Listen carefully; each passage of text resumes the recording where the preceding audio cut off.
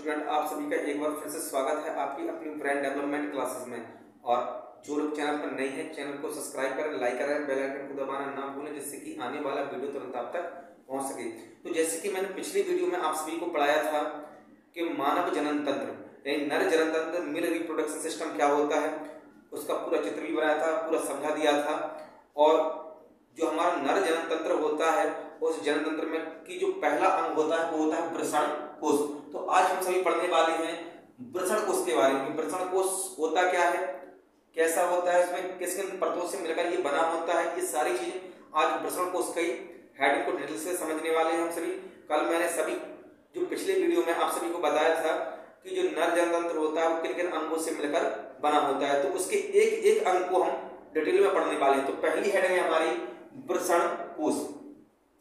वृषण कोष होता क्या है, एक त्वचा का बना हुआ थैलीनुमा संरचना होती है। एक त्वचा की बनी हुई थैलीनुमा संरचना होती है। हमने बताया था कल कि इस प्रकार की एक संरचना होगी जिसे हम क्या कहते हैं, वृषण। ठीक है, यानी हमारा जो श्वसन होता है, श्वसन के पीछे जो एक थैलीनुमा संरचना बनती है, इस थैलीनुमा संरचना को हम क्या कहते हैं, वृषण कोष। तो यह त्वचा का बना हुआ एक थैलीनुमा संरचना होती है। दूसरा कि यह दोनों पैरों के बीच स्थित होता है। जो नर होता है, नर के दोनों पैर होते हैं, नर के दोनों पैरों के बीच में हमारे वृषण कोष उपस्थित होते हैं। ठीक है, तो यह त्वचा की बनी हुई थैलीनुमा संरचना होती है और दोनों पैरों के बीच में स्थित होती है। यह संख्या में 2 होती हैं। तो जो हमारा वृषण कोष है ये संख्या में 2 होते हैं, थैलीनुमा संरचना होती है और पैरों के बीच में स्थित होती है। तो इसकी हेडिंग बनाकर हम इनके नोट्स को कंप्लीट करेंगे जिससे कि हमें याद करने में आसानी हो जाए, सरलता हो जाए। ठीक है, तो इसका एक नोट्स बना कर रखेंगे। तो इसके बाद वृषण जो कोष होता है हमारा, इस वृषण कोष पे भित्ति पर जो ऊपर की दीवार है, इस दीवार पर 3 स्तर की परत होती है। जो हमारा वृषण कोष होता है यह 3 परतों से मिलकर बना होता है। इस पर 3 परतें होती हैं। पहली जो ऊपर का भाग होता है, बाहरी भाग पर एक ढीली पतली रोम युक्त त्वचा से ये बना होता है। जो हमारा वृषण है, ये जो वृषण, ये वृषण का जो ऊपर का भाग है यह रोम युक्त, इसमें थोड़े थोड़े से रोम होते हैं। यह रोम युक्त ढीली त्वचा का बना हुआ एक हिस्सा होता है, एक बना हुआ भाग होता है। यह इसका बाहरी भाग ढीली पतली रोम युक्त त्वचा का बना होता है। पहला स्तर हो गया हमारा। चलिए दूसरे स्तर की बात करते हैं। जो अंदर का जो स्तर होता है, मध्य स्तर, ये वाला, ये अंदर का पूरा स्तर। ठीक है, तो त्वचा के नीचे जो ऊपर की त्वचा है, इसके नीचे वाला त्वचा के नीचे एक ढीली संयोजी ऊतक का स्तर बना होता है।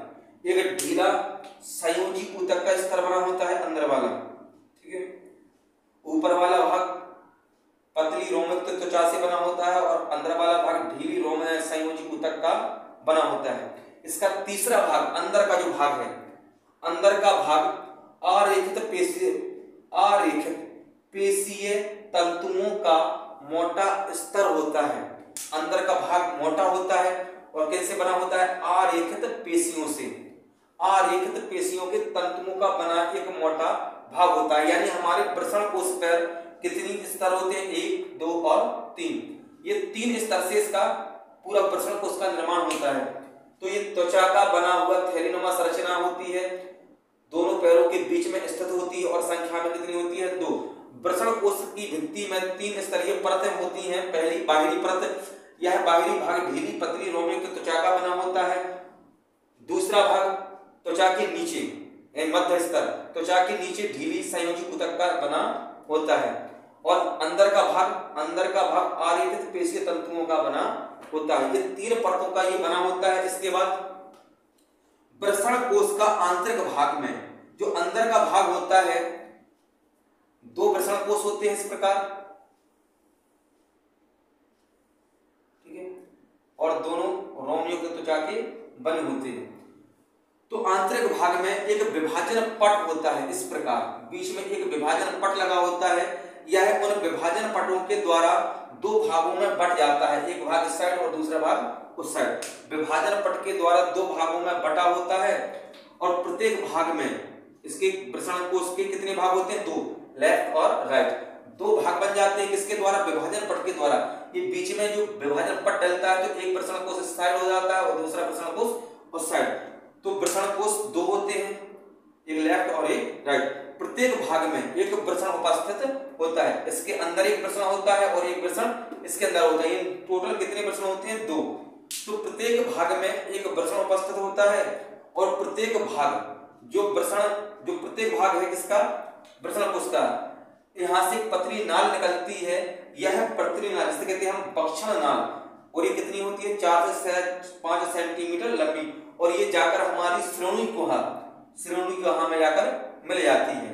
तो ये लगभग सबको समझ में आ गया होगा कि प्रत्येक भाग जो हमारा प्रसरण कोष का भाग है, दो भाग होते हैं प्रसरण कोष के, और इसका प्रत्येक भाग बक्षण नाल के द्वारा कहाँ मिलता है?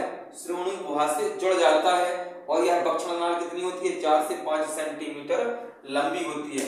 तो लगभग सबको समझ में आ गया होगा।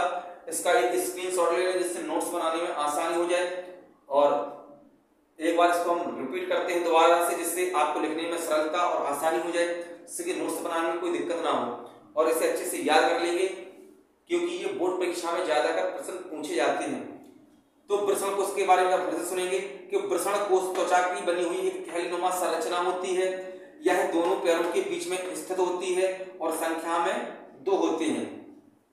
वृषण कोष भित्ति में 3 स्तर होते हैं। पहला स्तर बाहरी भाग पर ढीली पतली रोमयुक्त त्वचा का बना होता है। जो बाहरी स्तर होता है वो हमारा ढीली पतली रोमयुक्त त्वचा का बना होता है, और जो मध्य स्तर होता है बीच का त्वचा के नीचे उपस्थित होता है और ढीली संयोजी ऊतक का बना होता है। इस स्तर पर नीचे सबसे अंदर वाले भाग में आर्यित पेशीय तंतुओं का बना एक मोटा स्तर होता है।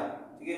इसके बाद वृषण कोष का आंतरिक भाग यानी अंदर का भाग विभाजन पट के द्वारा 2 भागों में बटा होता है। यानी विभाजन पट के द्वारा बीच में जो विभाजन पट लग जाता है उसके द्वारा हमारा वृषण कोष 2 भागों में बढ़ जाता है। यानी वृषण कोष के कितने भाग हो जाते हैं? 2। किसके कारण? इस विभाजन पट के कारण। और प्रत्येक भाग में क्या होता है? वृषण। तो 2 में कितने वृषण होंगे? 2। इसके बाद प्रत्येक भाग यानी जो हमारा वृषण कोष है, प्रत्येक वृषण कोष 2 वृषण कोष है, बक्षण नाल के द्वारा कहाँ मिलते हैं? श्रोणि गुहा से जुड़ जाते हैं, और ये बक्षण नाल कितनी होती है? 4 से 5 सेंटीमीटर लंबी। तो इसका एक स्क्रीनशॉट ले लें जिससे नोट्स बनाने में आसानी हो जाए। आज के लिए इतना ही। नमस्कार, धन्यवाद। कल फिर मिलते हैं नई वीडियो के साथ, और जो लोग चैनल पर नए हैं चैनल को सब्सक्राइब करें, लाइक करें, बेल आइकन को दबाना ना भूलें, जिससे कि आने वाला वीडियो तुरंत आप तक पहुंच सके। आज के लिए इतना ही। नमस्कार, धन्यवाद।